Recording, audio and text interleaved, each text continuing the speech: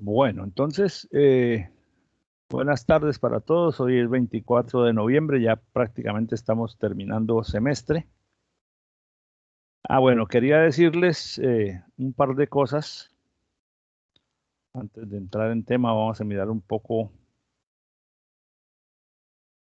He recibido algunas consultas sobre el tema de la base de datos ya poblada con datos y las consultas que tienen que hacer como trabajo final, que voy a aclarar a continuación. Conforme lo que hemos establecido en las condiciones de la entrega,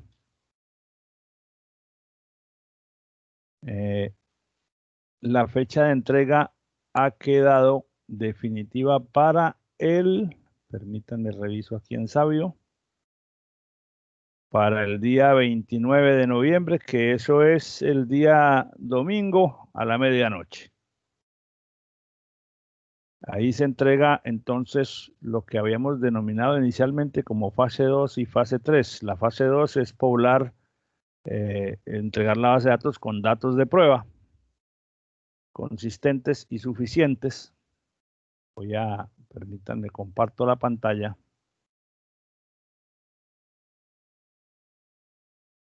para que podamos ver.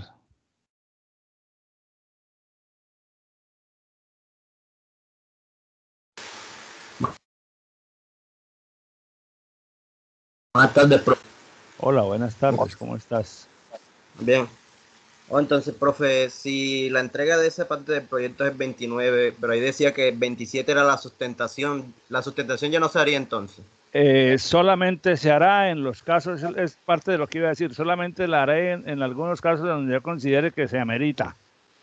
Ya no vamos a tener entonces una sustentación obligatoria para todos.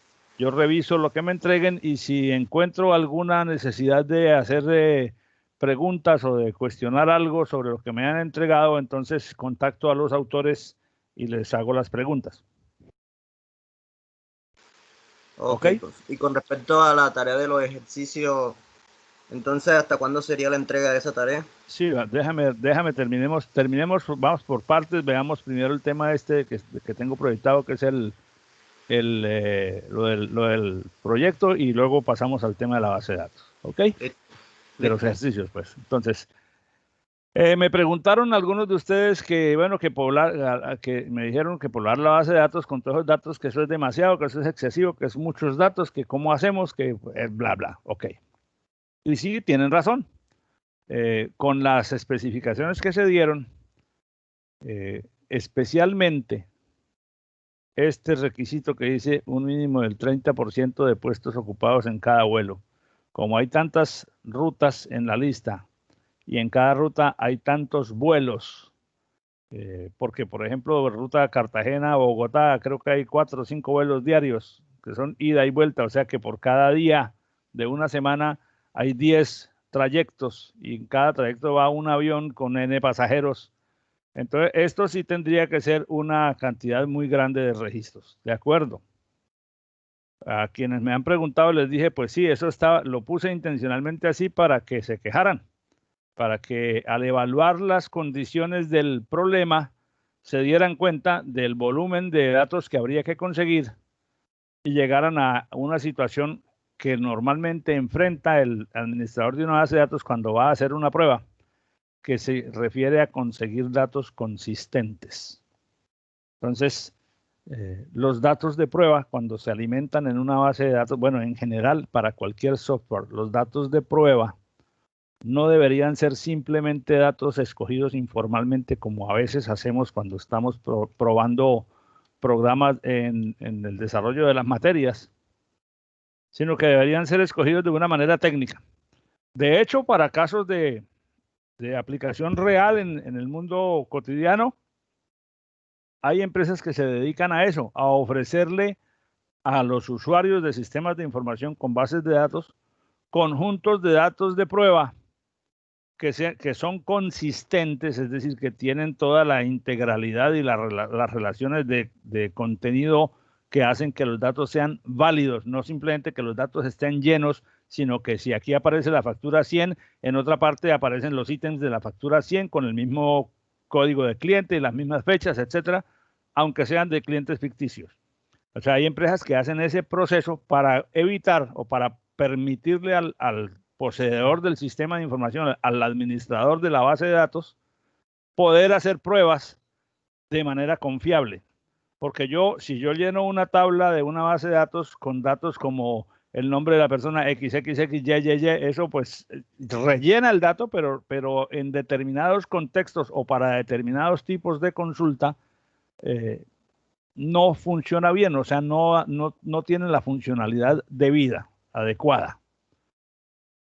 Bueno, entonces esa situación yo esperaba que la hubieran identificado hace ya un tiempo, desde que yo les di el enunciado, porque pues suponía que iban a mirar eso, pero bueno, se dieron cuenta ahora recientemente. La solución es que, bueno, que vamos a quitar este mínimo del 30% de puestos ocupados en cada vuelo, que haya en los datos de prueba al menos el 10% de las rutas. O sea que si hay 30 rutas, que haya 3. Y el 10, y bueno, y libremente que cada uno de ustedes elija para cada una de las rutas que decidió alimentar con datos de prueba, cuáles frecuencias pone y con qué pasajeros. No vamos, o sea, quítense los porcentajes mínimos de los requisitos para que puedan poner un conjunto de datos consistente. Lo que sí es importante es que el conjunto de datos que terminen con el que terminen poblando la base de datos sea un conjunto de datos consistente. ¿Qué quiere decir? Quiere decir que si en la tabla de personas está el código, figuran 10 personas con una cédula, y la cédula es de 10 dígitos, en las otras tablas donde se necesiten valores de la cédula, los valores tienen que ser válidos, o sea, tienen que ser consistentes, tienen que pertenecer a alguna de las personas que están en la otra tabla, porque si no, no se pueden hacer las relaciones. De hecho, si los datos no son consistentes, pues es imposible desarrollar efectivamente o con éxito las consultas que se les piden en la fase 3. Entonces, lo que tienen que ver ustedes es definir un conjunto de datos. Les aceptaré que definan cualquier conjunto de datos siempre y cuando sea consistente y suficiente para encontrar respuestas a las consultas que les pido en la fase 3. Por ejemplo, listar los datos de todos los pasajeros registrados para un determinado vuelo, pues obviamente que significa que si uno dice, bueno, vamos a mirar el vuelo con el código tal, el código tal depende pues del diseño de la base de datos que ustedes hayan hecho para identificar los vuelos. No sé, cada uno de ustedes tiene en su modelo un mecanismo, una estructura de una tabla en donde está la identificación de cada vuelo o en donde debe estarlo. Entonces escogemos uno de esos valores y aplicar una consulta con ese valor como campo de búsqueda para retornar los datos de todos los pasajeros que son la ciudad de origen, la ciudad de destino, que están asociadas al vuelo en que se escoja, y la fecha y la hora del vuelo, pues son estos datos que tienen que darse para sacar el listado de pasajeros, y así sucesivamente. Entonces, en resumen, la poblada de la base de datos con datos ya no asuman que tiene mínimos inflexibles. El único mínimo es que los datos que coloquen en las tablas sean un conjunto consistente. Si van a colocar solo los datos de 5 o de 10 vuelos, los pasajeros tienen que corresponder a esos vuelos, las tripulaciones tienen que corresponder a esos vuelos, los aviones utilizados tienen que corresponder a la plataforma ¿cómo se le dice eso? A la flota que está en alguna otra tabla. Ok, así se quitan de encima el problema de tener que conseguir decenas de miles de registros. Si ustedes, por ejemplo, ingresan a internet y encuentran y buscan bases de datos de muestra, sample database, database, sample database, sample database, para leerlo como se escribe. Van a encontrar que hay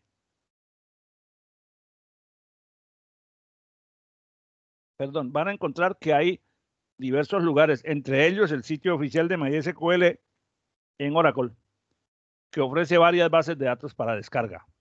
Bases de datos que están pobladas completamente, como la base de datos de empleados que estamos usando para los ejemplos y sobre las que tenemos el problema con una tabla. Esa base de datos se descargó de allá. La descargué de allá porque cuando uno va a MySQL y busca bases de datos de prueba, lo remite a un GitHub donde están los scripts y los archivos dump y los SQL para descargar e instalar la base de datos. Solo que ahora tenemos un problema con alguno de ellos porque debe tener alguna impureza que no he podido identificar porque como es tan extenso, no lo puedo leer todo rápidamente. Entonces, la solución que voy a implementar, ya tengo una cosa aquí preparada para correrla al final de esta clase, es reducir ese tamaño de registros, ese tamaño de tabla a unos cuantos registros para que puedan correr sus ejercicios sobre una tabla más pequeñita. Eso obviamente pues simplemente servirá para probar que los ejercicios corren. No va a retornar el valor, los resultados completos que retornaría si operara sobre la base de datos completa, pero no importa, como es una experiencia de ejercitación, pues estaría bien con que salga bien. Esa fecha de entrega que estaba entonces para el día de hoy, la vamos a cambiar para el viernes, para que ustedes tengan, eviten la fatiga, y no simplemente para que puedan hacerlo como no se ha podido hacer hasta hoy, para que tengan tiempo para hacerlo. Entonces yo colocaré en Sabio para esa actividad, le voy a cambiar eso, la fecha para el día 27, que es el día viernes, como lo pueden ver aquí en este momento.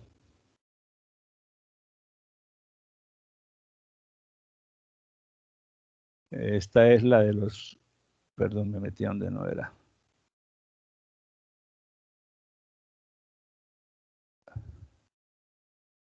Hay que desactivar la edición.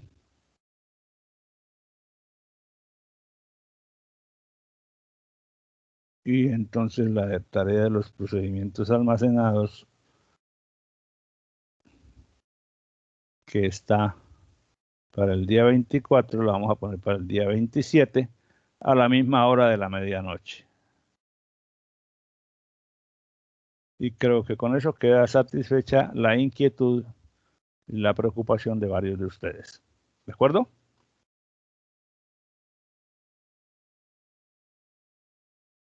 Bueno, espero que sí. Alguien habló en el chat que dice... ok, que apenas se pudo unir. Bueno, bienvenido Sebastián, aunque ya habías escrito hace algunos minutos, pues hasta ahora te saludo. Bueno, entonces vamos a mirar lo que sigue con respecto a lo que veníamos hablando. Bueno, ¿qué habíamos hablado? Inicialmente definimos lo que era un disparador o un trigger,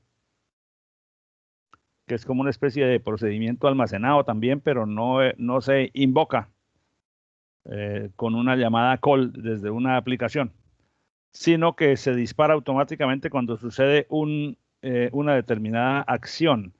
Pero en este caso, entonces, las acciones que disparan los triggers son las acciones de modificación de una tabla, bien sea para hacer una inserción de registro, para cambiar el contenido de un registro o para eliminar uno o más registros. En todos los casos, uno o más registros.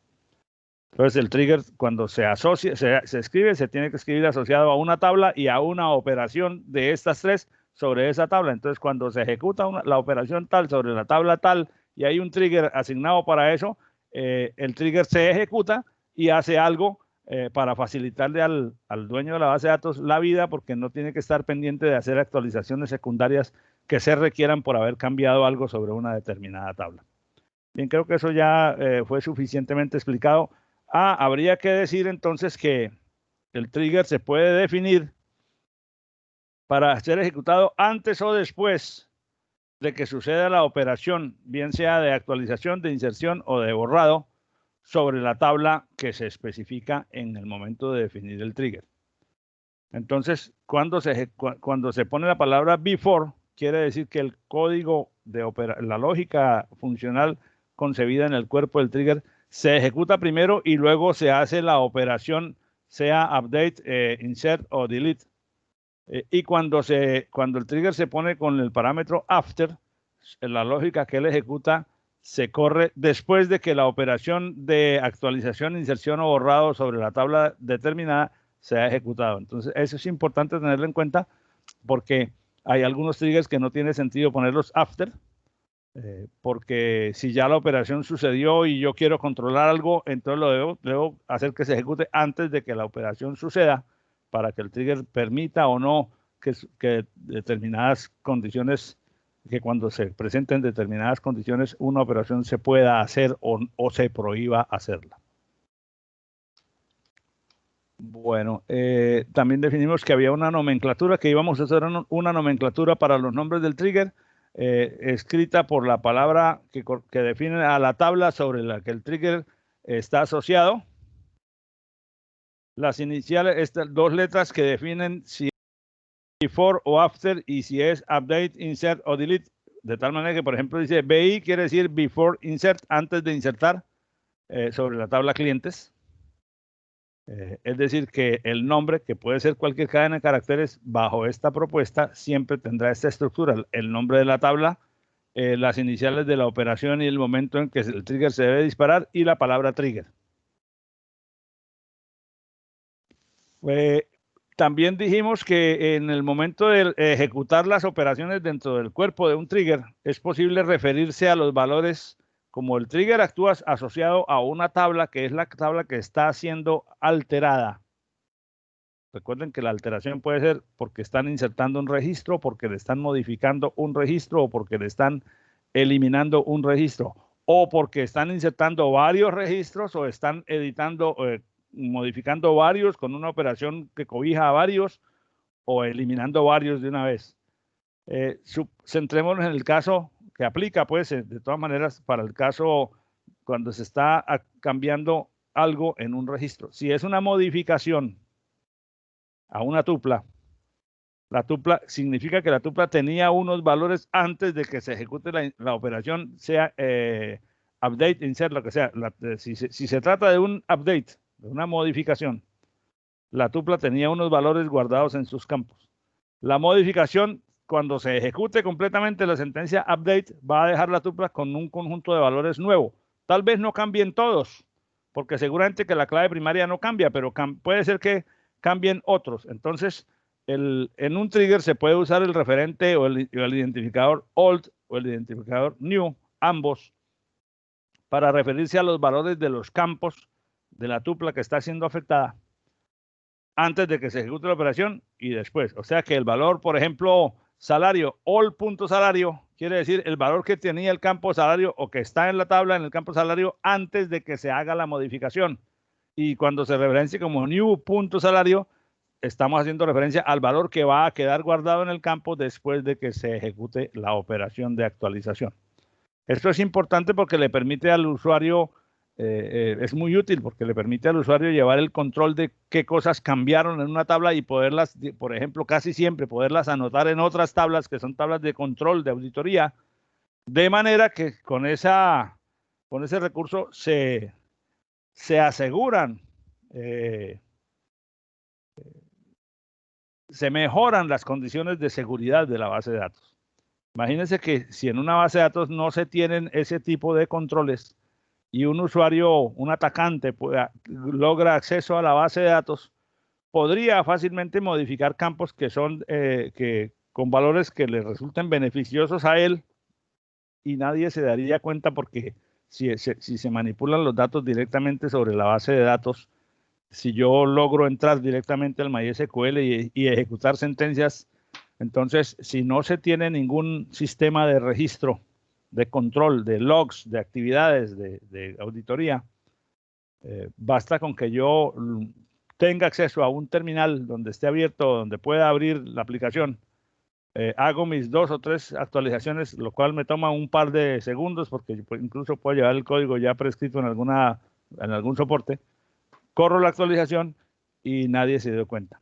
Pero como en los sistemas de información normalmente protegidos, primero, no todo el mundo tiene acceso al nivel de funcionalidad donde pueda ejecutar código SQL.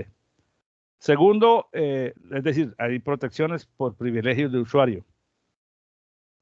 Y segundo, las tablas de la base de datos suelen estar o deben estar protegidas con disparadores que lleven el log de actualizaciones, de manera que independientemente de si el usuario puede violar los sistemas o los niveles de seguridad de acceso, cuando haga un movimiento, automáticamente el trigger registre el movimiento en alguna parte que debe estar fuera del alcance de todo el mundo, excepto de unos cuantos usuarios, que es donde después se practican las pistas de auditoría para identificar anomalías o comportamientos extraños.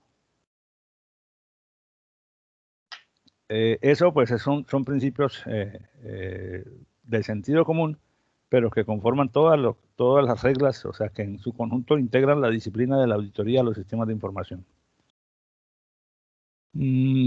Bueno. Entonces, por ejemplo, cuando para ponerles un ejemplo, voy a ir hasta donde estaban los ejercicios que estábamos haciendo y que teníamos 2 para hacer. Voy a pasar por aquí. Vamos a parar aquí. Digo, para ponerles un ejemplo de la funcionalidad de este tipo de sistemas de auditoría, cuando nosotros usamos Banner para registrar la información de los estudiantes, la mayor parte de la información que un profesor utiliza en Banner se refiere a las calificaciones. Me saco esto de aquí.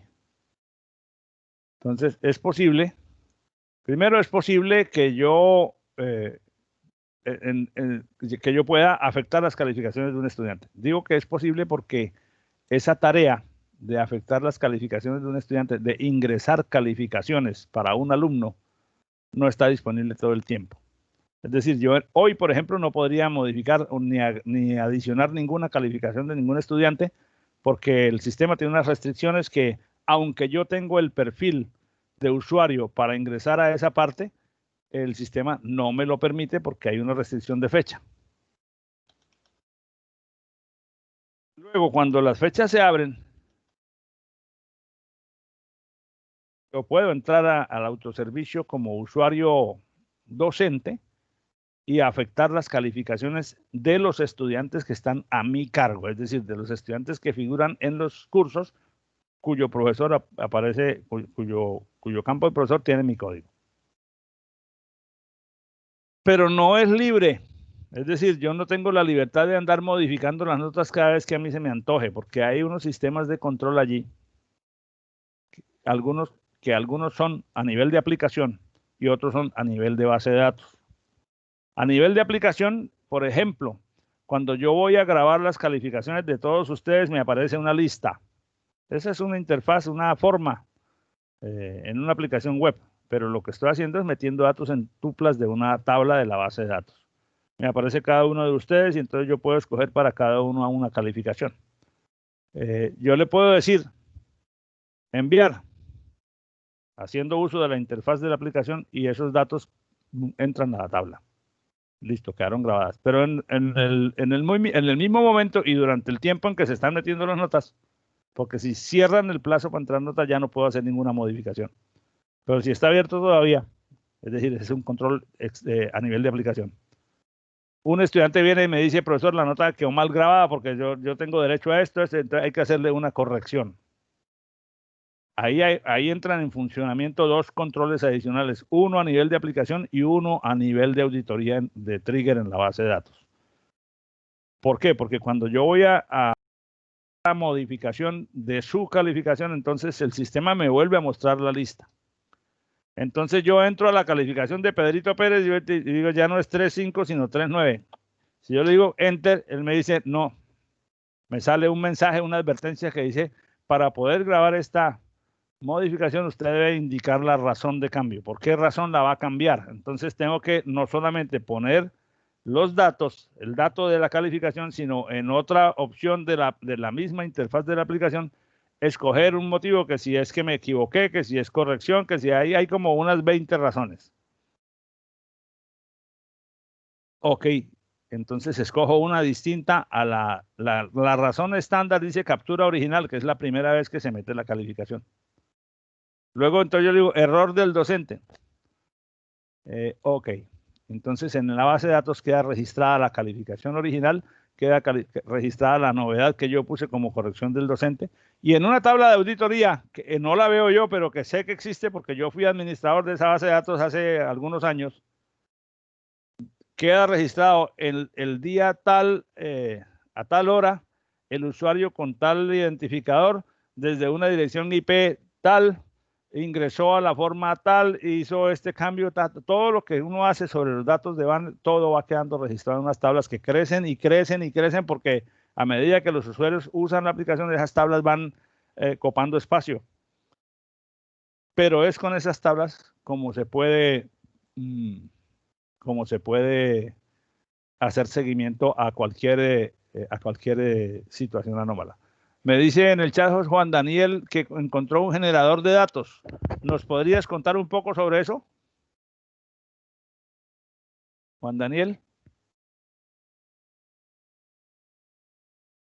Profe, básicamente lo que yo hago es rellenar unas casillas que me digan el nombre del dato y el tipo de dato, y él me genera cierta cantidad.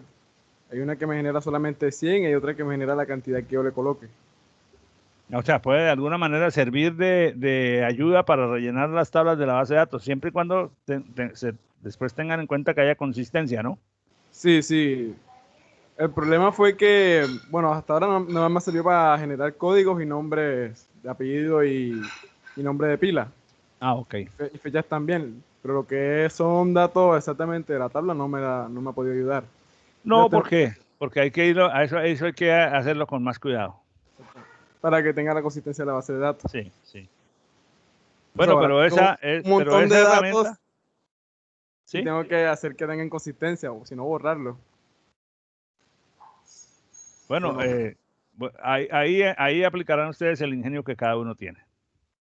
Volvamos entonces al ejemplo que estábamos haciendo, porque habíamos hecho un script, pero habíamos dejado que dos procedimientos después, dos triggers, hacerlos posteriormente al que yo hice en la clase.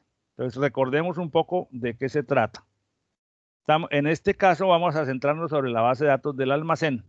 Voy a usar una tabla que se llama clientes 2 y una tabla que se llama ventas 2, que son copias de la tabla clientes y de la tabla ventas de esa famosa base de datos de almacén, pero aquí simplemente vamos a usar estas dos para no afectar las principales.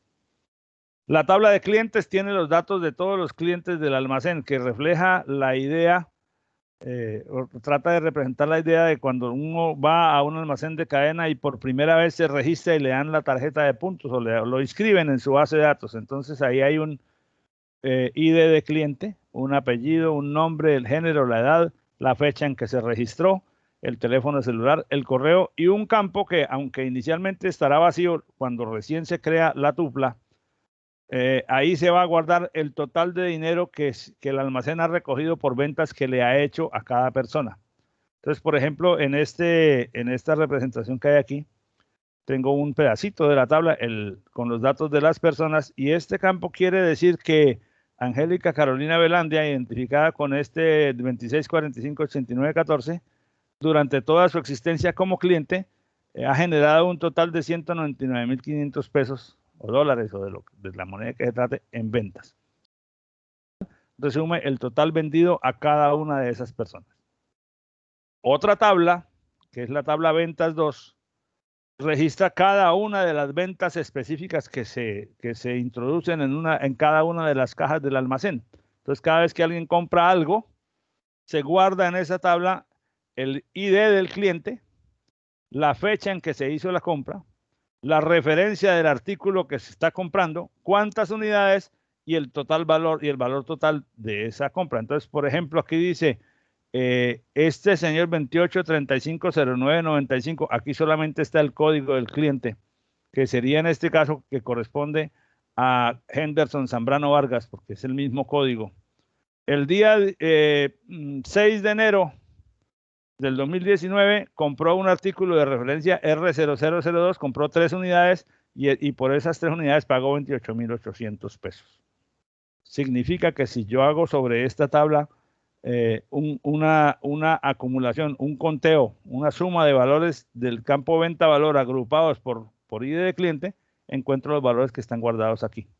Pero estos valores se van actualizando a medida que los clientes van comprando cosas. Entonces, a medida que entra un registro aquí, uno esperaría o desea que cuando entra un nuevo artículo vendido, el valor correspondiente se le acumule a la suma correspondiente de la persona de que se trate.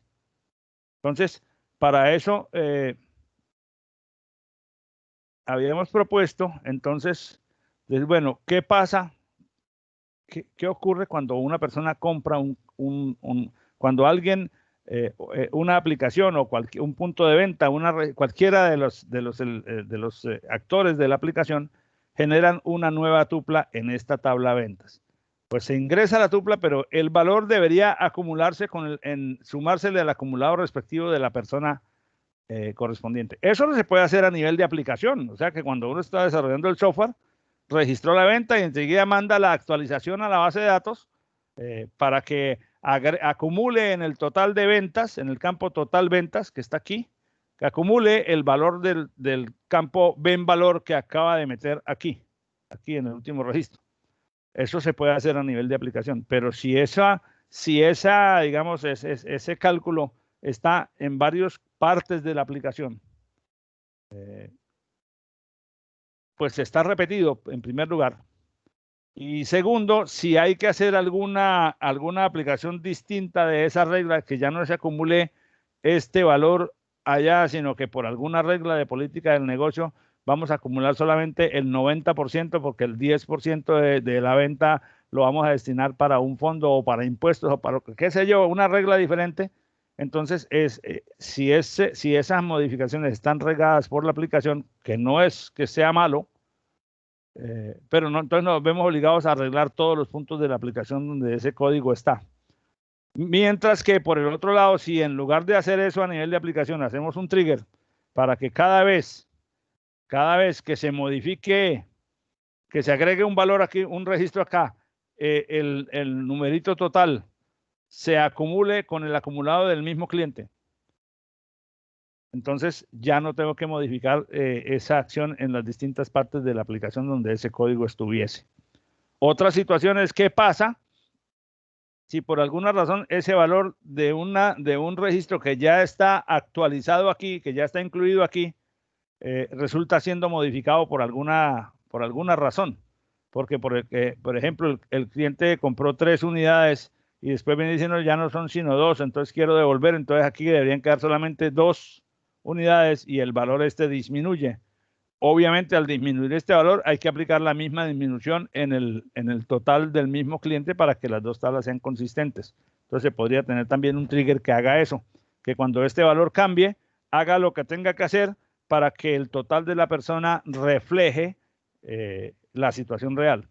Y si simplemente un registro de estos se elimina, entonces el valor del registro eliminado, que ya no va a estar más en esta tabla, tendría que ser restado del acumulado del cliente para que el acumulado refleje realmente la situación real, o sea, la cantidad real correspondiente. Entonces,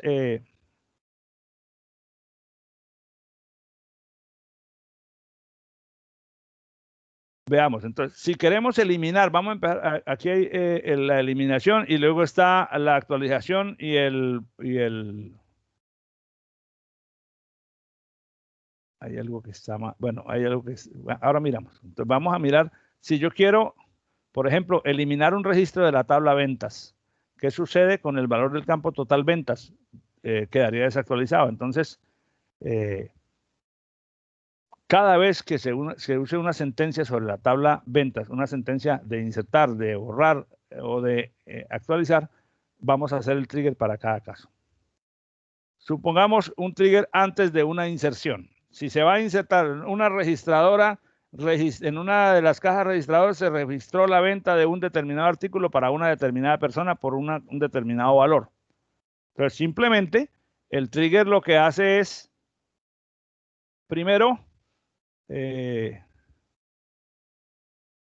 declara una variable que se llama cantidad de filas para saber cuántos registros tiene, para usar esa variable para contar en ella el número de filas de la tabla ventas 2 que corresponden al mismo cliente.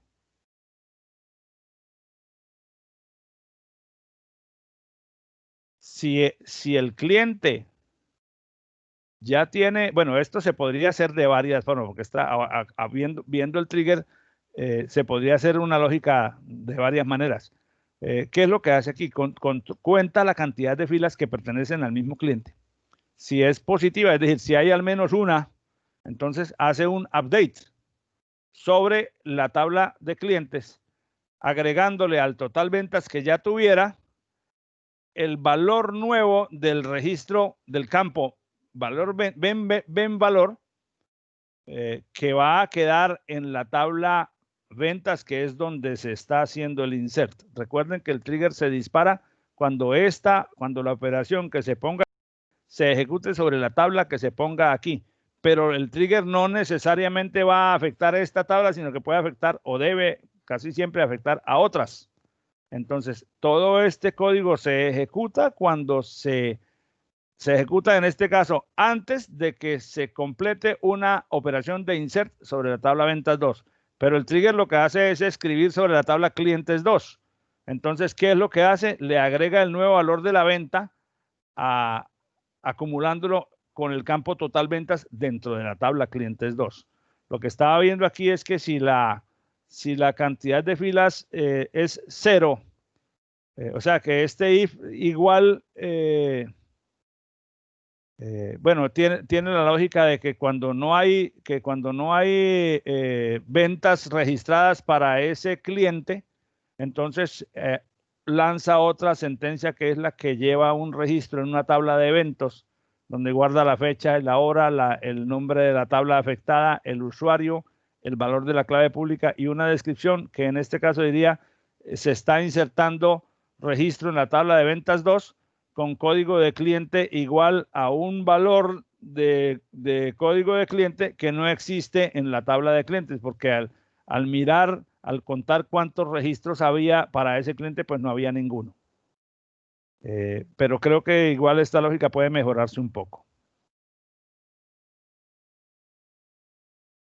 Entonces habíamos dicho, haga un trigger before update, o sea, antes de actualizar. Este que tenemos era before insert, antes de cambiar algo sobre la tabla de ventas 2, de modo que cuando se actualice un registro existente en la tabla de ventas 2, automáticamente se actualice el campo total de ventas de la tabla clientes. El trigger va a ser lo mismo, solo que aquí lo estábamos haciendo al insertar un valor nuevo, un registro nuevo en la tabla ventas 2, al insertar un registro nuevo aquí. Y el que estamos proponiendo es cada vez que se haga una actualización, no necesariamente la inserción de un registro. Entonces hay una diferencia pequeña porque si yo ya tengo en mi tabla ventas 2 un registro que ya existe y tiene un valor y yo cambio ese valor, por ejemplo, aquí había en este campo un valor de 10,000 y no es que agregue una tupla nueva, sino que modifico el valor de una tupla que ya existe y le pongo 5,000. Al disminuirlo, el valor correspondiente del total ventas del cliente en cuestión tiene que reflejar el mismo cambio. Pero si aquí el cambio que hago es aumentarlo, el valor que, digamos, la modificación que yo haga aquí, tiene que reflejarse también sobre este total, que es distinto a simplemente acumular el valor del nuevo registro, que era lo que hacíamos con el trigger before insert. Entonces, pues simplemente es igual y aquí sí, la estructura es prácticamente idéntica. Se actualiza la tabla clientes 2 guardando en el campo total ventas lo que resulte de lo que tuviera ese valor, menos el valor viejo del registro de ventas en la tabla ventas 2, más el valor nuevo del registro de ventas en la tabla ventas 2. O sea, quiere decir, quítele a ese total de ventas de esa persona el valor que tenía la tupla en ventas 2 antes de la modificación, antes de la actualización, y súmele el valor que va a tener ese campo después de la actualización. Quiere decir que cualquiera que sea la diferencia entre el valor anterior del campo ven valor y el valor anterior y el valor nuevo del campo ven valor, esa diferencia se va a reflejar exactamente igual sobre el total ventas. ¿Y dónde lo hace? Donde el cliente, donde el código de cliente en la tabla clientes tenga el mismo valor que tenía el código de cliente en la tupla de la tabla ventas antes de hacer la modificación. ¿Por qué uso aquí old? Bueno, en este caso, pues usé old para estar seguro de que se usa el valor que había en la tabla antes de hacer la sentencia update. Si tenemos suficiente control sobre el código y sobre el diseño de las bases de datos, nunca una aplicación, nunca una operación de ML, o sea, nunca una operación, y en particular de update, va a modificar el valor de un campo que sea el campo clave. No porque no lo pueda hacer, porque yo sí puedo hacer un update para cambiar la cédula de la persona por un 0, sino porque la lógica debe estar controlada por los administradores para que esa operación no se escriba nunca. Es decir, no tiene sentido que una aplicación actualice o cambie arbitrariamente o cambie en algún sentido los valores de los campos que son definidos como clave primaria, porque se daña la consistencia referencial, la integridad referencial de la base de datos.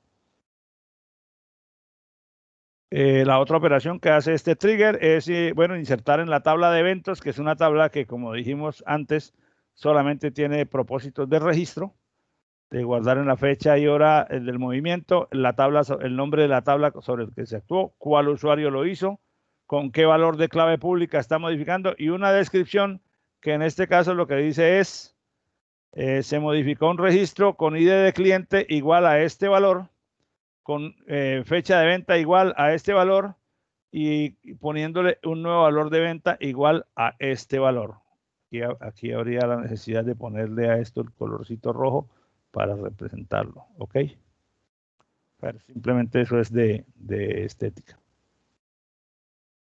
Pero como ven, la estructura del trigger es prácticamente igual a la que teníamos aquí.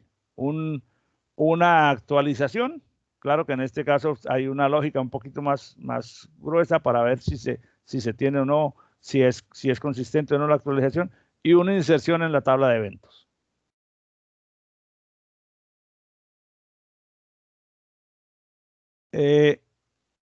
Un trigger después de borrar un registro en la tabla de ventas 2.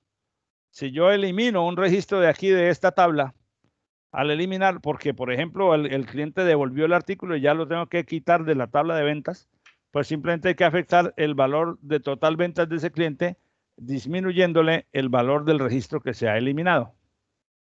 Entonces el trigger vuelve a tener más o menos la misma estructura, solo que la sentencia update efectuada sobre la tabla clientes 2 dice que ponga en el campo total de ventas, que es un campo de la tabla clientes 2, el valor que resulte de restarle a ese cliente, a ese campo, el valor de la venta, y lo pongo all, pero aquí, perdón, aquí esto está mal escrito, que es all.venvalor.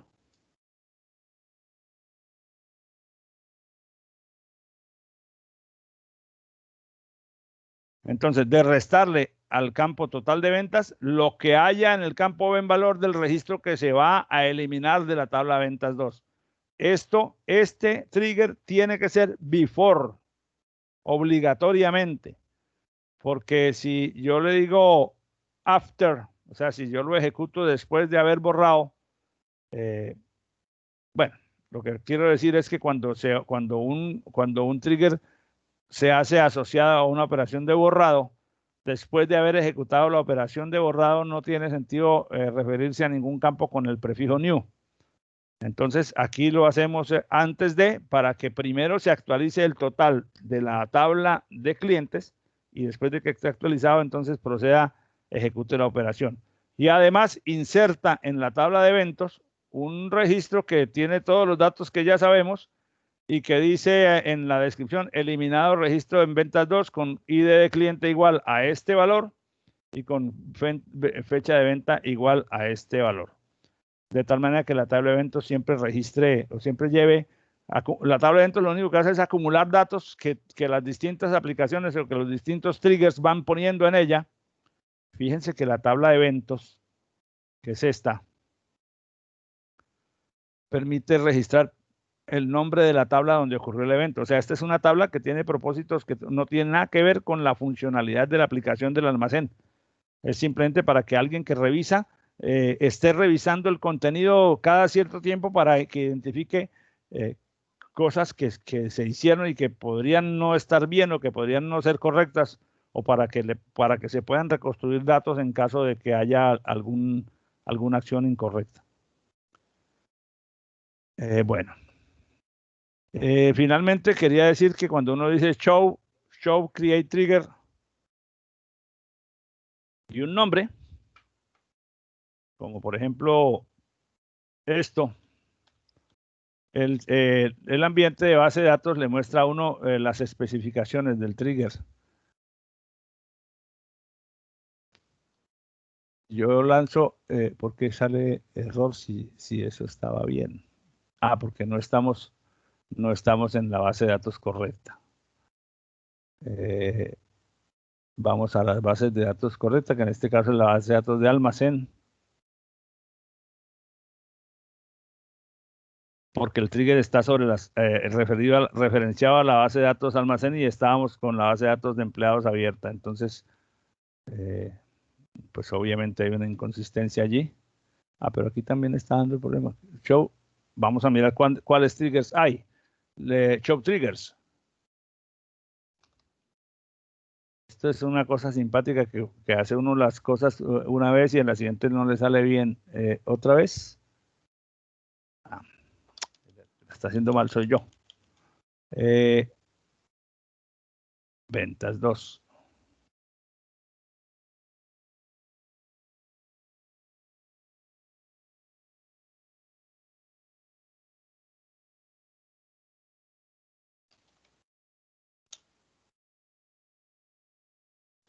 Entonces, cuando le digo show triggers estando sobre la tabla de ventas 2, entonces aquí yo puedo, como administrador, esta ya es una función que es útil para el administrador, puedo mirar los triggers que hay asociados a esa tabla.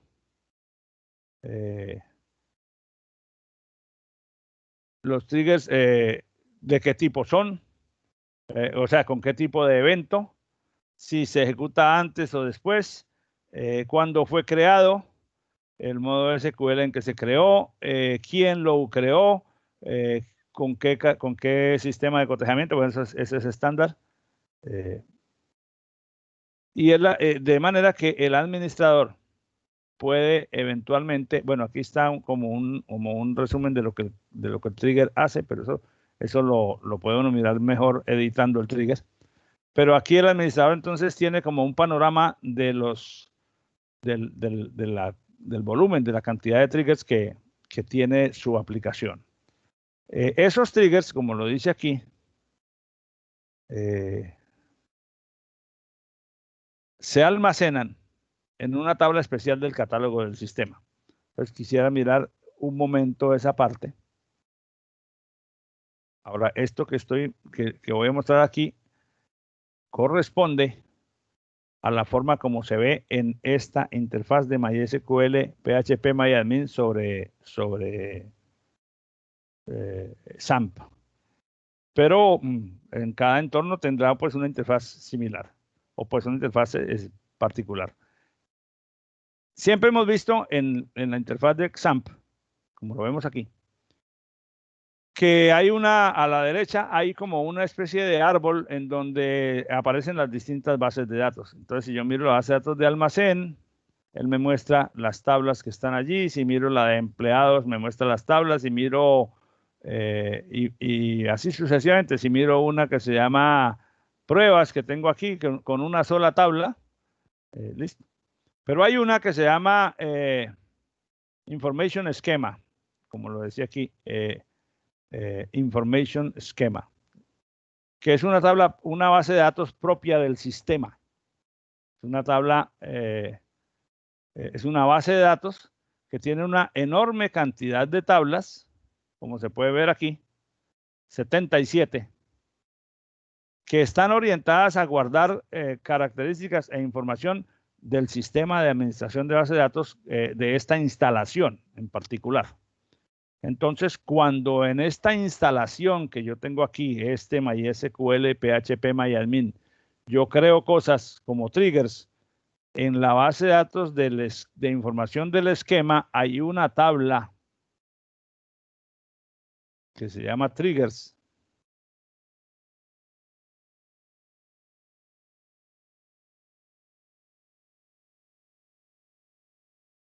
Ahora la vi y ahora aquí está. Esa tabla tiene una estructura de 22 campos que no es, que es útil para manejarla cuando uno necesita encontrar cosas allí, pero que no tenemos la libertad de modificarla, ¿cierto? Entonces tiene el catálogo del trigger, el esquema del trigger, el nombre, el evento que lo manipula, el catálogo de objetos del evento, etcétera, etcétera, etcétera. Esto, la definición, digamos, conceptual de cada una de estas tablas, pues hay que mirarla en la documentación.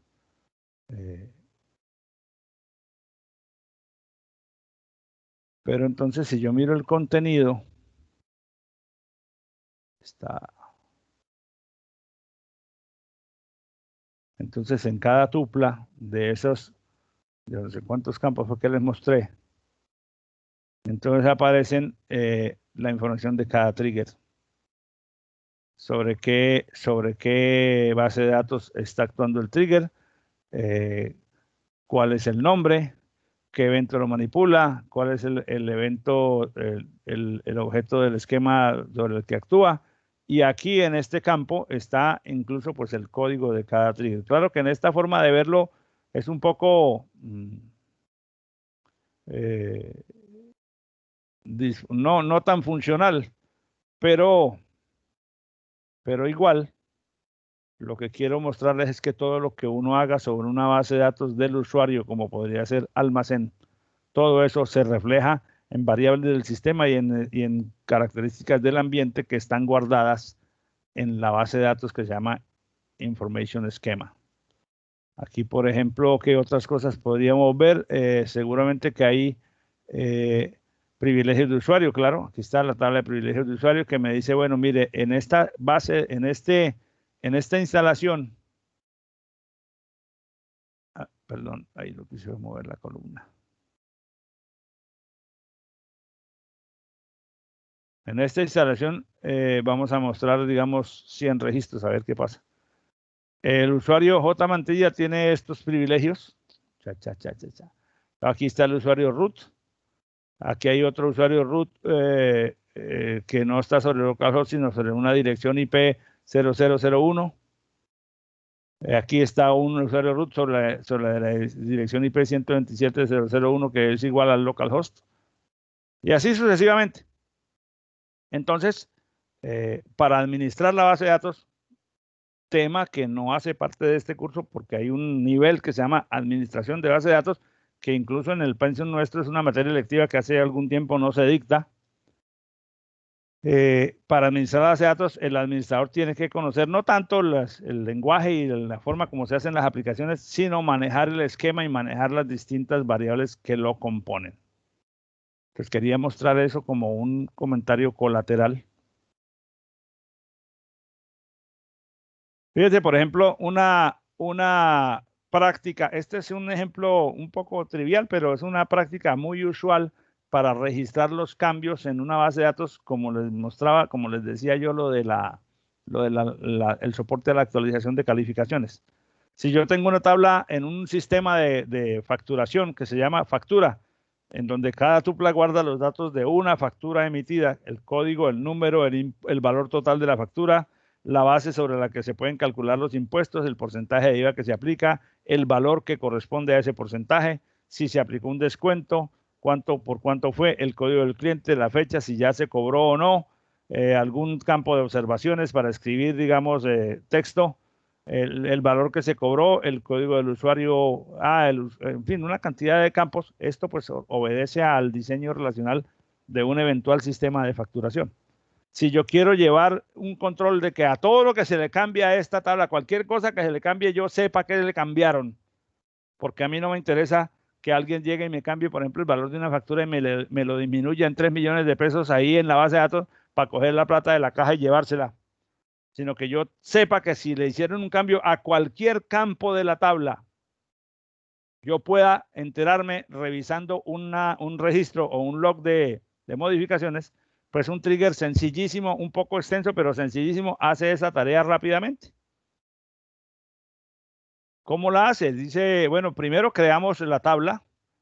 Bueno, esta es la estructura, la sentencia create table para crear la tabla con todos sus campos. Eso pues no hace parte tanto del trigger, sino de lo que se tendría que hacer a nivel de manipulación de la base de datos para tener los objetos. Creamos otra tabla que se llama auditoría factura. Lo que pasa es que esta tabla tiene que ser como una copia idéntica de la anterior, pero con el doble de campos, porque por cada campo, como fecha, número viejo, número, importe total, base imponible, etcétera, tiene por cada uno de los campos que tiene la tabla anterior. ¡Ay, caramba!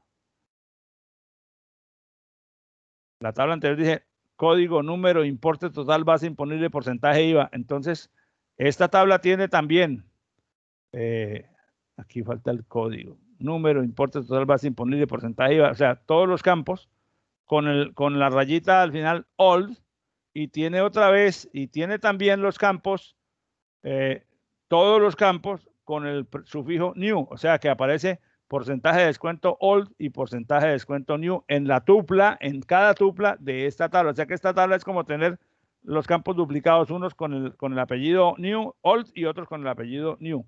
¿Para qué? Para que el trigger simplemente cada vez que se hace una modificación,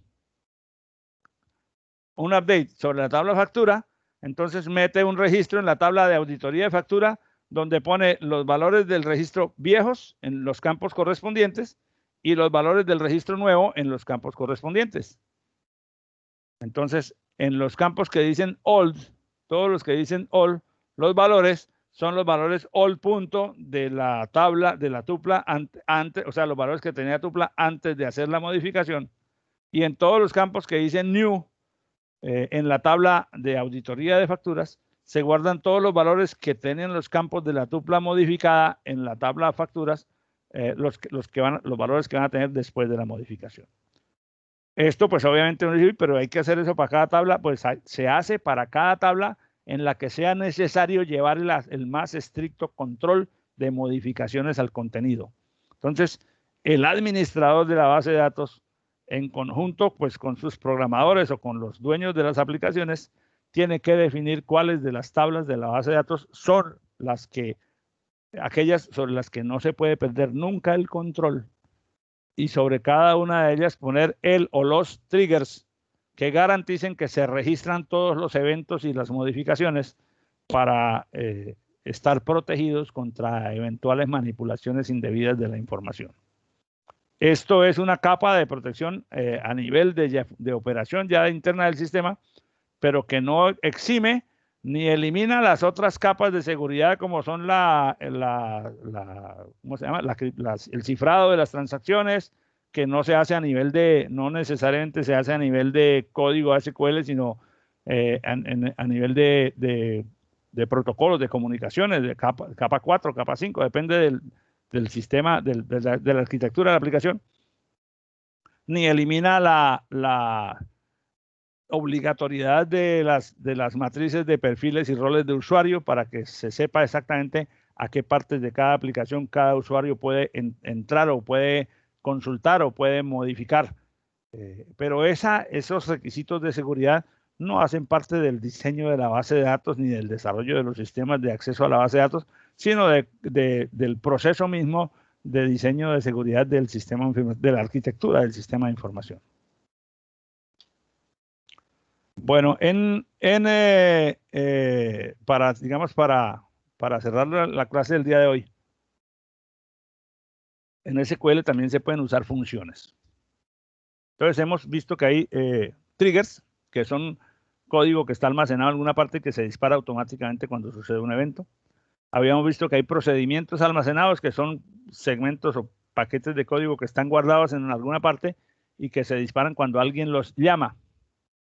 Dentro de esos procedimientos almacenados se pueden poner sentencias SQL, las que tú quieras. Ya vimos en algún ejemplo que se pueden hacer uso de decisiones, definición de variables, y hay funciones como las que tiene cualquier lenguaje de programación, que se pueden invocar, como la función valor absoluto, la función convertir texto a carácter. Hay todo un catálogo de funciones que no lo vamos a revisar aquí, pero porque está disponible de manera muy fácil en la documentación en línea. Pero el usuario también puede crear funciones que son como procedimientos almacenados o que pueden usarse dentro de los procedimientos almacenados cuando uno requiere que un procedimiento invoque a un determinado cálculo. Por ejemplo, si en una aplicación hay varios procedimientos almacenados y en todos ellos se calcula, digamos, por decir algo, un porcentaje de comisión para darle al vendedor, pues yo puedo hacer el cálculo de ese porcentaje de comisión en cada uno de los procedimientos almacenados donde se requiera hacer. Pero si en algún momento las reglas del negocio cambian y dicen que la comisión ya no se calcula de esa forma, sino de otra forma, entonces tendría que modificar cada uno de los procedimientos almacenados donde ese cálculo está hecho para dejarlos acordes con la nueva regla del negocio. O podría tener una función para ese fin, para ese cálculo, que es donde se hacen los arreglos, y desde cada procedimiento almacenado llamar la función de calcular la comisión cada vez que se necesite. O sea, fíjense que además de los procedimientos almacenados, entonces podemos tener un nivel adicional de subrutinas o de procedimientos que son como las funciones en un programa en Python o en C++ para reutilizar código. Las funciones tienen una forma tan simple como esta. Es muy parecido al procedimiento almacenado. En MySQL con PHP-MyAdmin se crean igual que los procedimientos almacenados. Se les da un nombre y pueden retornar un valor o pueden recibir o entregar parámetros. Igual que una función en C++. En C++, cuando tú dices que la función no retorna valor, entonces la defines de tipo void, pero si retorna un valor entero, entonces la función la defines como entera, y además le puedes poner parámetros que los puedes pasar por valor o por referencia. Aquí es una cosa muy parecida. En este caso, vamos a corregir un poquito aquí esta sintaxis para que se vea un poco mejor. Eso, así. Dice, cree la función hola mundo 1 que retorna un valor varchar de 20. Entonces, el cuerpo de la función en este caso es solamente la instrucción return y retorna este valor. Pues es digamos, es la función más simple que se enuncia siempre, ¿verdad? Entonces, si miramos esto aquí ¿dónde fue que yo las puse? Aquí en almacén están. Sí. Entonces, si yo miro las funciones, pues aquí tengo, ya las tengo escritas. Voy a editarla. Entonces, cuando uno la va a crear, cuando uno crea una función, entra aquí por rutinas como cuando crea los procedimientos almacenados. Pero en lugar de decirle que es un procedure, le dice que es una función. Ya eso cambia el concepto. Porque la función entonces tiene un nombre y es con ese nombre con el que se le llama desde un procedimiento almacenado. Entonces, vamos a editar esta que dice hola mundo, que es la que acabamos de ver en la lámina, que tiene una sola instrucción. Entonces, aunque toda esta sintaxis con el delimiter, el create function, hola mundo, return varchar 20, begin, el cuerpo, end, es, digamos, la sintaxis exigible en términos generales. En la interfaz de PHP MyAdmin, Todo eso se escribe en los encabezados. Aquí pongo el nombre de la función. Aquí le digo de qué tipo de objeto es, si es procedimiento o función. Si tiene parámetros, entonces yo puedo decir aquí y puedo agregar parámetros y puedo agregar los que necesite. Esta, como no los tiene, no debo dejar abierto ninguna porque me da error. ¿Qué retorna? El tipo varchar y de qué tamaño retorna el dato retornado. Es decir, en estos dos campos se satisface esta necesidad de la sintaxis. De suerte que lo que uno coloca en el campo ya donde está la definición de la función es solo el código que va entre el begin y el end. En este caso, una sola extensión, una sola sentencia. Entonces, cuando yo la guardo, pues ella queda guardada y la puedo invocar desde un procedimiento almacenado o la puedo ejecutar aquí para probar. Al ejecutarla, pues aquí me da el resultado. Simplemente el resultado de la ejecución de la rutina Hola Mundo fue esto. Naturalmente, estos ejemplos son excesivamente simplísimos, son los más elementales solo para ver la estructura. Porque la verdadera utilidad está cuando uno coloca en esta parte, aquí entre el begin y el end, un código robusto que hace una tarea. Este segundo ejemplo es para ilustrar que dentro de una función se pueden usar variables. Las variables, como en los procedimientos almacenados, se declaran con la sentencia declare, y se les asigna valor con la sentencia set. Por ejemplo, modificando mi función anterior, función hola mundo 2, retorna un valor varchar de 30. Entonces el cuerpo de la función dice, declare la variable salida como varchar de 30, asigne a la variable salida el valor que está entre comillas aquí, hola mundo con variables, y retorne la variable salida. Obviamente esta función es nada más el esqueleto y lo único que hace es retornar un valor, pero aquí se ilustra que se puede adentro declarar tantas variables del tipo que quiera y de los tamaños que necesite, según sea lo que yo pretenda que el código de la función haga como tarea. La diferencia en ejecución, pues es simplemente que aquí sí, aquí no me alcanza a mostrar todo el campo porque tengo algún problema de configuración, no sé, pero aquí se ve claramente que está sacando la salida que estaba prevista.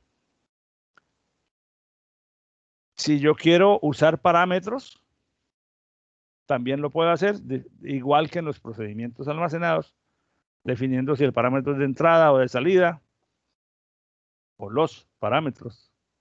Como en este caso, creamos la función hola mundo 3 con un parámetro de entrada de tipo varchar de 20 caracteres y retorna un tipo, aquí en la función retorna un valor varchar de 20 caracteres. ¿Qué hace esta función? Otra vez no hace nada, simplemente declara la variable salida varchar de 20 caracteres.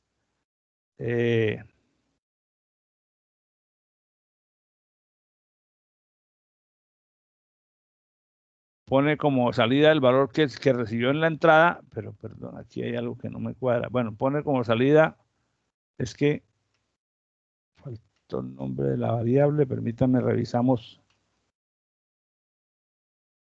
acá. Así, de acuerdo. Y aquí falta decirle que el nombre del parámetro. Parámetro, pero vamos a ponerlo en... Porque no está definido el tipo de parámetro, el nombre del parámetro, que es el que yo puedo usar aquí dentro del cuerpo de la función para usar el valor recibido desde afuera. Entonces, declaro la variable salida como varchar de 20, le asigno a la variable salida el valor que tenga el parámetro de entrada y retorna la variable salida, es decir, que esta función en la práctica está retornando el valor que se le suministre como entrada. Entonces, si yo corro esa función, que aquí la tengo, si la ejecuto, pues me dice, bueno, ¿cuál es el valor de la variable de entrada? Voy a ponerle X, Y, Z. Entonces, él me entrega como salida el valor de la variable salida que asumió, o sea, porque el cuerpo de la función así lo establece, el mismo valor del parámetro de entrada. Si yo pongo aquí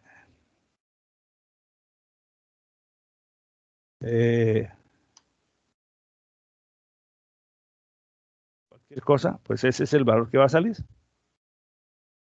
Y bueno, esto nos ilustra, digamos, de una manera muy esquemática, sin que hagamos todavía ningún ejercicio con ellas, el uso de las funciones dentro de PHP-MyAdmin. Bueno. Voy a parar ahí entonces para dedicarme a organizar la tabla de salarios que necesito entregarles antes de que se acabe la hora, para que ustedes, porque a las 3 tengo otra reunión que se me va a extender por el resto de la tarde, para que ustedes puedan tener insumos para hacer los ejercicios.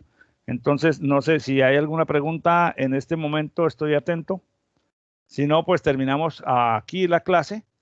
Y antes de las 3 de la tarde les estaré enviando por el WhatsApp y por Sabio las instrucciones para que puedan descargar la tabla de salarios con menos registros que la actual, pero que les permita hacer los ejercicios de la tarea. ¿Ok?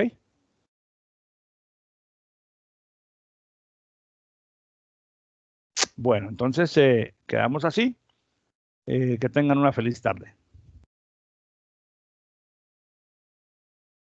Listo, profe, cuídese. Ustedes también, muchas gracias. Chao, profe. Hasta luego.